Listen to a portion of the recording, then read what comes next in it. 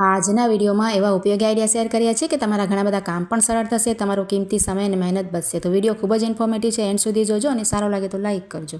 તો જુઓ, આ રીતના જે કોલ્ડ ડ્રિંક્સના બોટલ છે ને, આપણે ઘણા બધા ઘરમાં ભેગા થાય તેના ઘણા ઉપયોગ મેં આગળ પણ બતાવ્યા છે. આજે હું તમને બીજો એક સરસ ઉપયોગ બતાવું છું.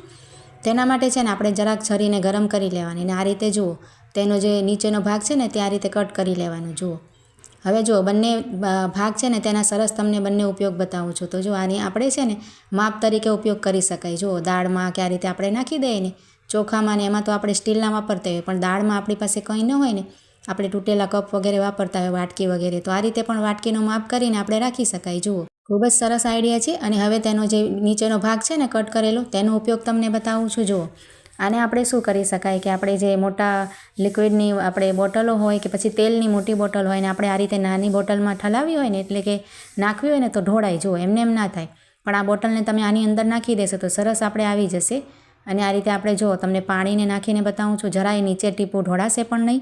અને સરળતાથી આપણે કદાચ ઘાસલેટ કેરોસીન વાપરતા હોય તો તે નાખી શકાય, કે ઘણી બધી વસ્તુઓ આ રીતે બીજા બોટલમાં સરળતાથી ભરી શકાય. ત્યાર પછી જો આ રીતના આપણે નાના મોટા શર્ટ હોય ને ઘરમાં, તો આપણે ટૂંકા થઈ ગયા હોય બાળકોને, કે જૂના થઈ ગયા હોય, તેનો કલર ડલ થઈ ગયો હોય, તો પહેરતા ના હોય, તો તેના તમને એક સરસ ઉપયોગ બતાવું છું. ખૂબ જ આપણને કામ આવશે કિચનમાં.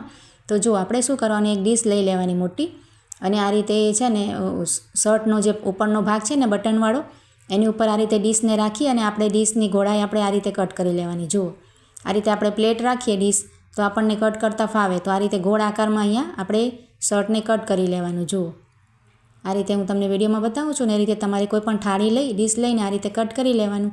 અને જુઓ, ત્યાર પછી આપણે શું કરવાનું, આ છે ને ઉપરનો ભાગ આપણે આખું ખુલી જશે. જુઓ, તો હવે ઉપરનો ભાગ બટનવાળો છે ને, અને નીચેના ભાગની ઉપર આ રીતે ઊંધું રાખી દેવાનું. જુઓ, બસ આપણે ઊંધું રાખીને ફક્ત કંઈ કરવાનું નથી, આપણે એક સોય દોરો લઈ લેવાનું, અને મશીન હોય તો તમે મશીન ઉપર પણ કરી શકો. અહીંયા મેં સોય દોરો લઈ અને આ રીતે સિલાઈ મારી લીધી છે. જુઓ, અહીંયા જુઓ મેચિંગ દોરાથી કર્યું છે એટલે દેખાશે ને. હવે આપણે છે ને આ રીતે સિલાઈ થઈ જાય તો આપણે તેને સીધું કરી નાખવાનું. જો આ રીતે આપણે એક સરસ ઓર્ગેનાઇઝર બનીને તૈયાર થઈ ગયું છે.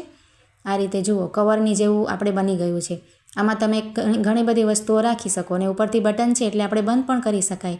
તો હું અહીંયા તેનો ઉપયોગ છે ને આ રીતે જે આપણી ડીશ હોય છે ને, કાચની હોય કે આ રીતે ફાઈબરની હોય કે પછી તમારે નવી સ્ટીલની હોય, જુઓ આ રીતે આપણે છે ને એમને એમ ક્યારેક વાપરતા હોઈએ, કોઈ આપણે લગ્ન પ્રસંગમાં કે કોઈ મહેમાન આવે ત્યારે કાઢતા હોઈએ, પણ એમને એમ આપણે રાખીએ ને તો તૂટી જવાની કે ગંદી થવાની બીક રહેશે. જુઓ, અને આ રીતે આમાં તમે રાખશો ને તો ઘણી બધી ડીશ આવી ગઈ છે. જુઓ, મેં મોટી પણ રાખી છે અને નાની પણ આમાં સેટ છે, એટલે આખું નાની પણ રાખી દીધી છે. અને બાઉલ છે એમાં, તો બાઉલ પણ આવી ગયું છે. નાનકડા શર્ટથી કેવું સરસ આપણે બન્યું છે. તમે મોટા શર્ટનું પણ આ જ પ્રોસેસથી બનાવી શકો, અને બનાવવાનું તો ખૂબ જ સરળ છે, કોઈ પણ બનાવી શકે. ફક્ત આપણે ગોળાઈમાં એક સિલાઈ જ મારવાની છે અને કટ કરવાનું છે. તમે જોયું ને, તો આ આઈડિયા ખૂબ જ સરસ છે. તમે ટ્રાય કરીને જોજો, અને સારો લાગે તો લાઇક કમેન્ટ દ્વારા જરૂરથી જણાવજો. જુઓ, કેવું સરસ બનીને તૈયાર થયું છે. અને આપણે ગમે ત્યાં રાખીએ તો તેમાં ધૂળ પણ નહીં આવે અને કોઈ જીવાત વગેરે પણ અંદર જાય નહીં. જુઓ, ત્યાર પછી જો આ રીતના આપણે ચેઇન ખોટા કે પછી પહેરીએ ને સોનાના, કે તો શું થાય કે તેમાં છે ને તેની જે બંધ કરવાની ક્લિપ હોય છે ને, આપણે ક્યારેક તો ખુલી જવાની બીક રહે, અથવા તો પછી છે ને વાળમાં ફસાઈ જતી હોય છે. નાની બાળકીઓને તો વાળમાં ખૂબ જ પાછળ ખુલ્લા રાખીએ ને તો ફસાઈ જાય, એમાં પિન આવી જાય ને આપણે વાળ ખેંચાય અને તૂટી પણ જાય.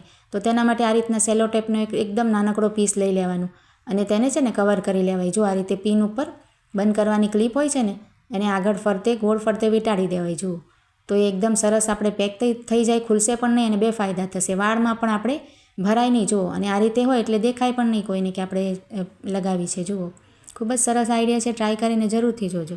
ત્યાર પછી જો આ રીતના આપણે ઓશિકાના કવર આપણે છે ને ઘણા બધા એમને એમ ક્યારેક અહીંથી જરા કમતા ફાટી ગયા હોય, કે પછી આપણે ના વાપરતા હોય, એમને એમ પડ્યા હોય ને, તો તેનો એક સરસ ઉપયોગ આપણે કરી શકાય. જુઓ, આ રીતે એક મેં જૂનું ઓશિકાનું કવર લઈ લીધું છે. આ એકદમ ઢીલું ને એવું થઈ ગયું છે, થોડુંક ફાટી પણ ગયું છે, એટલે હું વપરાશ નથી કરતી. તો આપણે છે ને આ રીતે એક જૂનું હેંગર લઈ લેવાનું. જુઓ, કપડાં રાખતા હોય ને એ રીતના હેંગર હોય ને આપણી પાસે, સ્ટીલનું પણ ચાલે અને પ્લાસ્ટિકનું પણ ચાલે.